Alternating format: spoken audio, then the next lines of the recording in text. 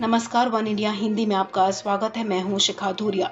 पिछले 1.5 साल से देश और दुनिया पर तांडव मचा रहे कोरोना वायरस और कोरोना वैक्सीन पर स्टडी अभी भी जारी है। कोरोना वैक्सीन को लेकर उड़ाई जा रही कई तरह की अफवाहों के बीच अब एक राहत भरी खबर सामने आई है। All India institute of medical sciences यानी कि एम्स की तरफ से की गई एक स्टडी में ये सामने आया कि कोरोना की वैक्सीन लगवा चुके लोग जो अप्रैल मई महीने में कोरोना पॉजिटिव हुए, उनमें से किसी की भी मौत नहीं हुई। खास बात ये कि अप्रैल से मई के बीच कोरोना की दूसरी लहर पीक पर थी और बड़ी तादाद में कोरोना मरीजों की मौत हुई। ये स्टडी अप्रैल मई 2021 में कोरोना से संक्रमित हो चुके उन लोगों पर की गई थी जो वैक्सीन लगवा चुके थे। स्टडी में कहा गया कि कोरोना वायरस का बहुत ज्यादा वायरल लोड होने के बावजूद इनमें से किसी भी की बीमारी से मौत नहीं हुई।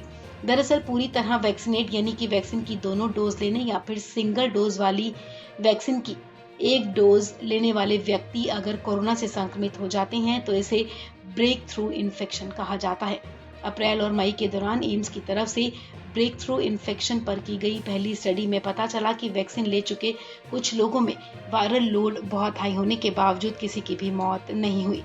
आपको बता दें, एम्स ने कुल 63 ब्रेक थ्रू इन्फेक्शन के मामलों के जीनोम सीक्वेंसिंग के जरिए स्टडी की। इनमें से 36 मरीज वैक्सीन की दोनों डोज ले चुके थे, जबकि 27 ने कम से कम एक डोज ली थी। 10 मरीजों ने कोविशील्ड ली थी, जबकि 53 ने कोवैक्सीन लगवाई थी। इनमें से किसी भी मरीज की मौत नहीं हुई। एम्स की रिपोर्ट में कहा गया कि जबकि मरीजों में एंटीबॉडीज भी उपलब्ध थी, फिर भी वो संक्रमित हो गए और अन्य मरीजों की तरह ही अस्पताल में भर्ती भी हुए। हालांकि 5 से 7 दिनों तक लगातार बुखार रहने के बावजूद वैक्सीन लेने वाले इन सभी लोगों में संक्रमण इतना ज्यादा घातक नहीं पाया गया। स्टडी में शामिल मरीजों की औसत उम्र 37 थी, जिसमें से 41 पुरुष और 22 महिलाएं थी। इनमें से किसी भी मरीज को पहले से कोई बीमारी नहीं थी। इनमें से किसी भी मरीज की दोबारा कोरोना होने से मौत भी नहीं हुई।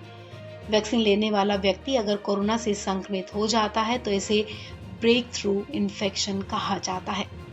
इस खबर में फिलहाल इतना ही। तमाम अपडेट्स के लिए आप बने रहिए वन इंडिया हिंदी के साथ।